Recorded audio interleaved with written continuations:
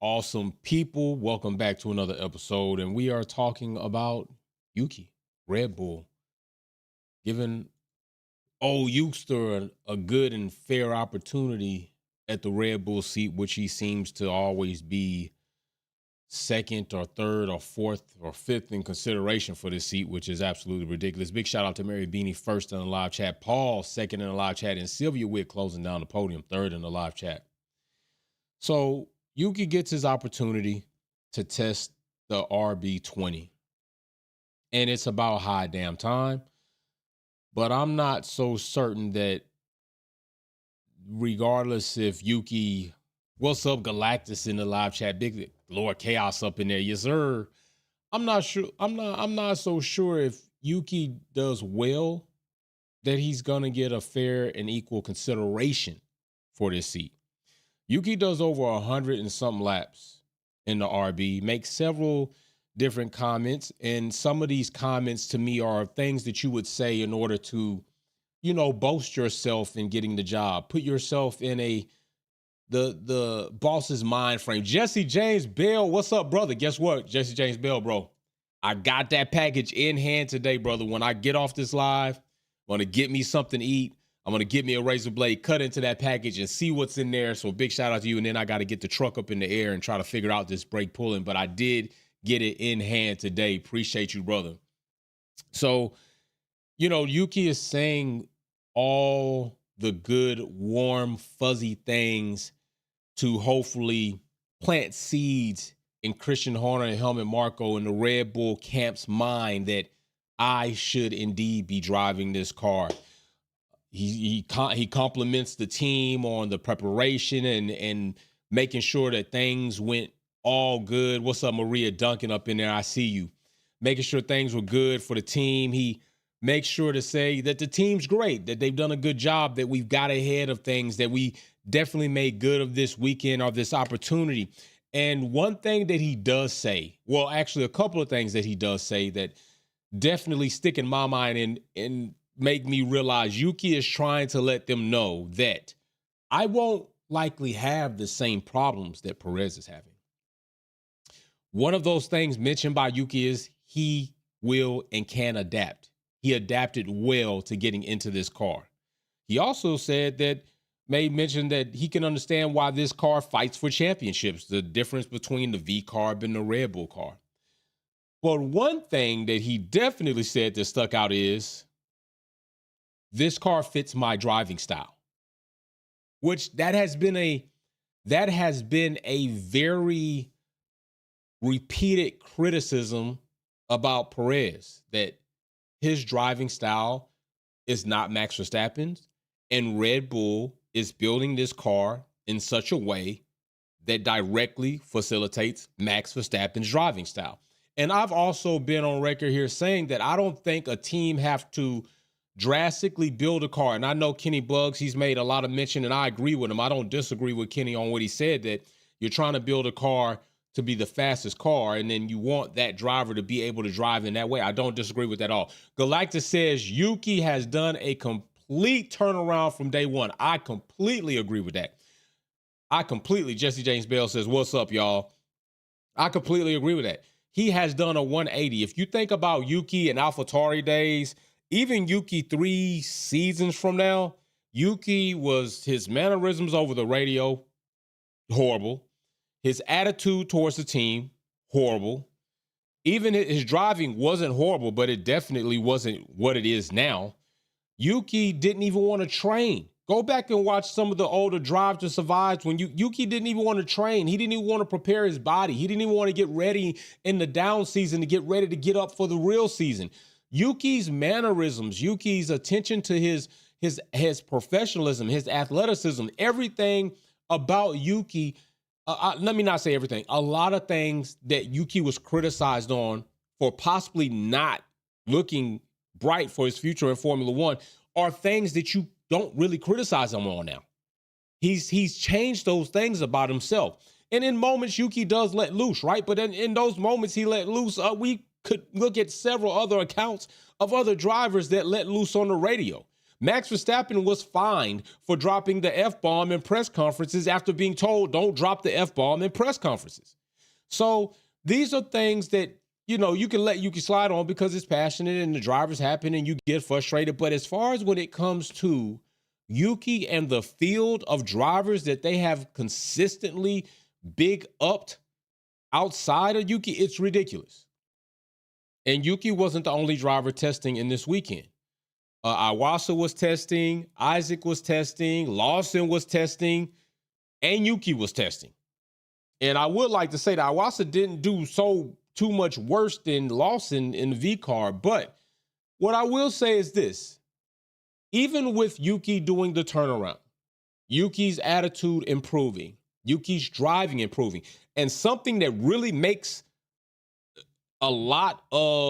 that should hold a lot of weight in the consideration for Yuki, I'm going to tell you right now that VCARB was 8th in the championship standings, 8th. All right. That is where they were. 8th. A lot of that has got to do with Yuki. Yuki's the one who contributed to that the most. Okay? I'm going to tell you right now. Does anybody want to tell me 8th VCARB how many points they had in the Constructors Championship? Galactus says Yuki took feedback, learned, and upgraded himself. Exactly. Does anybody want to tell me how many points the Red Bull Junior team had in the Constructors Championship? Matter of fact, I'm going to put it up as a poll.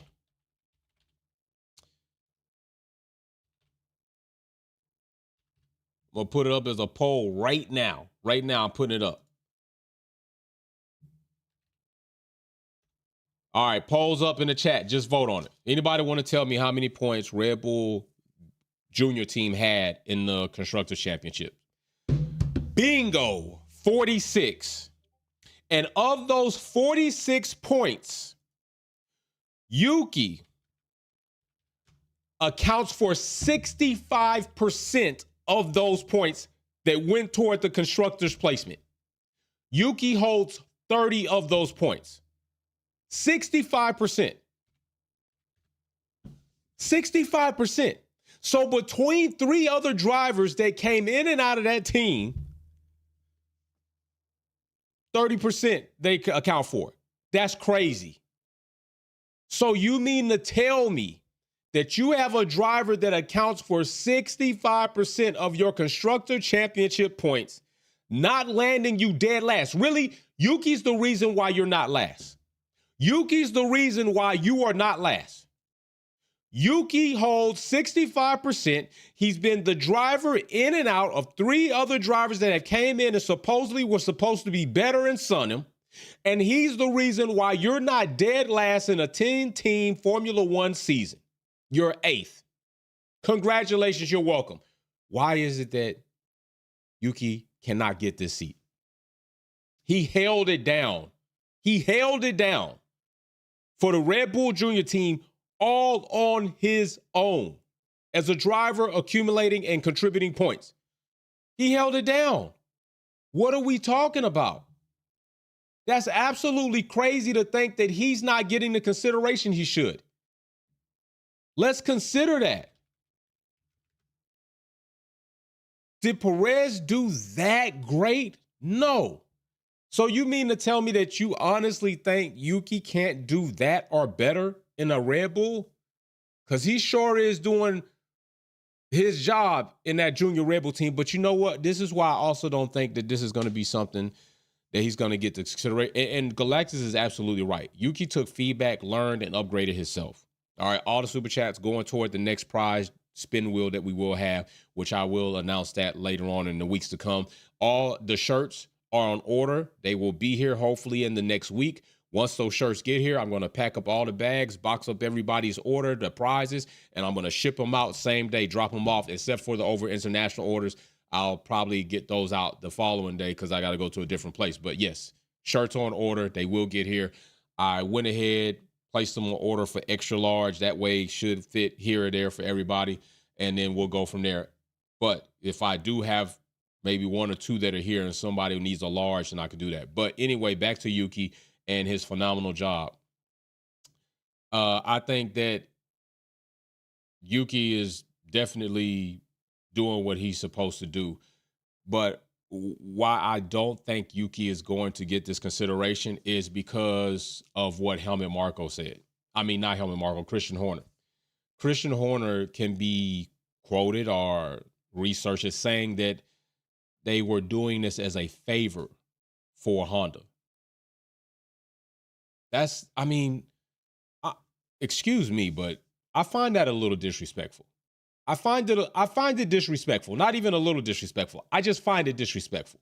I find it disrespectful that you put out into the public that the only reason why you're even giving me this consideration to test in the RB20 is because you're doing Honda, an engine supplier who is soon leaving you, a favor. So not because you had a plethora of drivers come in that majority, if not all of you crowned, would do better than me, and they didn't. You had a majority of drivers come in that you deemed and crowned as the number one driver, yet they didn't perform like a number one driver.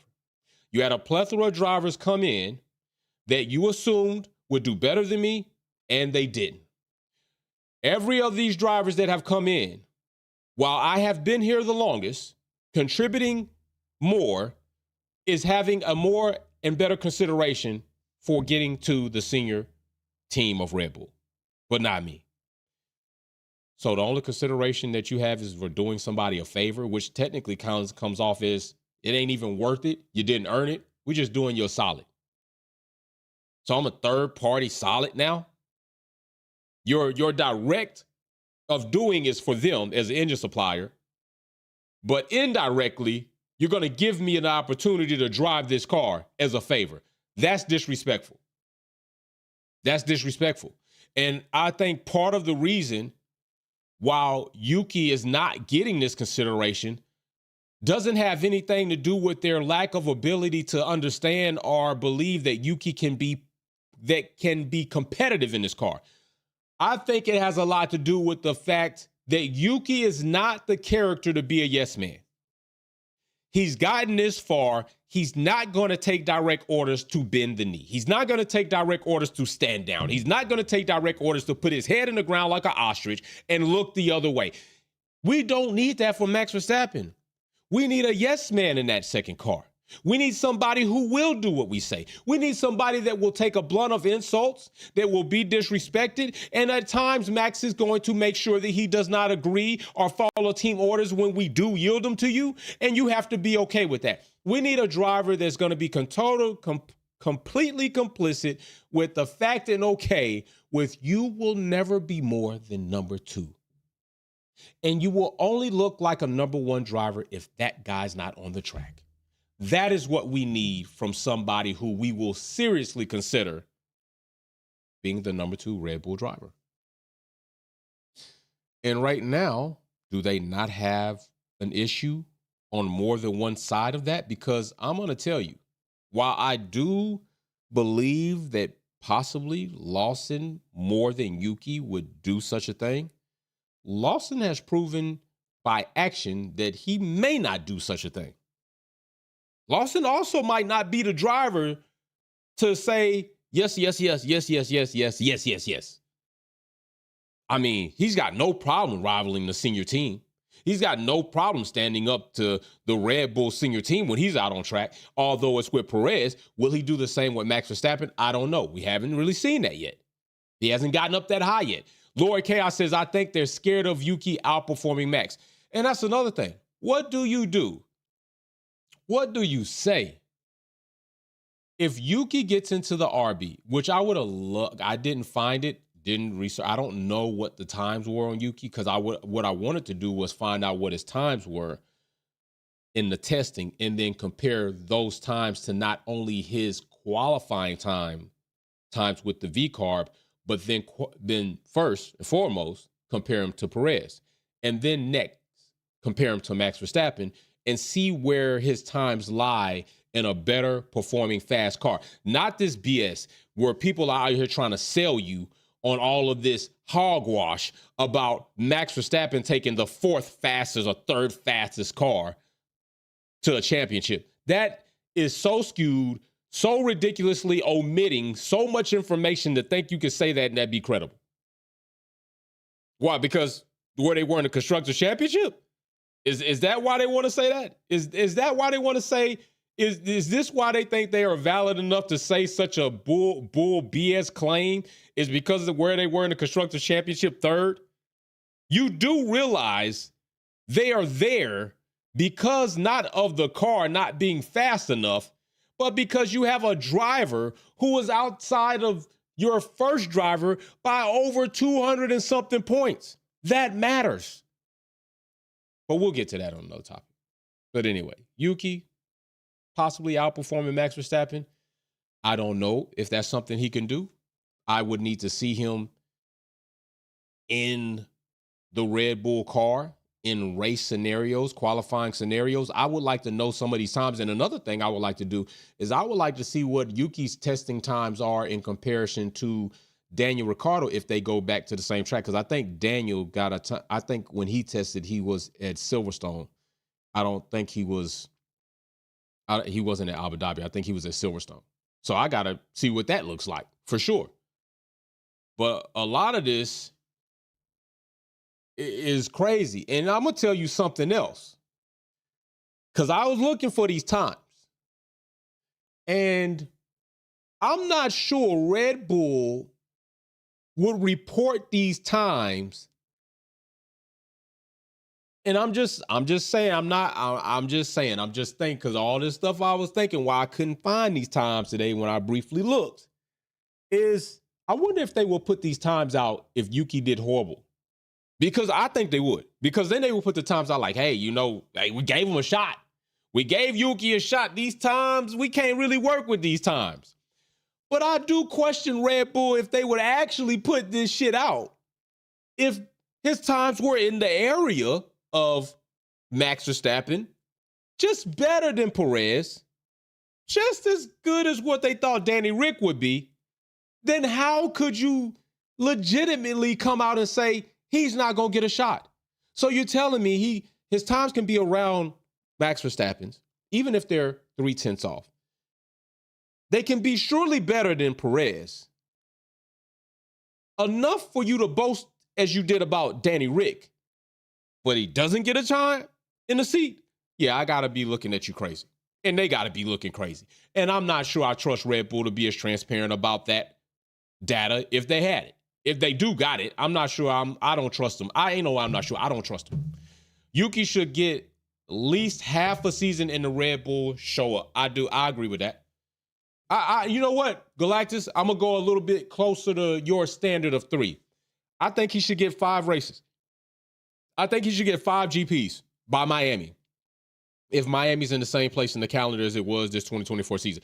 I think Yuki should get at least until Miami, or at least 5 races, 5 events to show promise that, he got it. He getting it.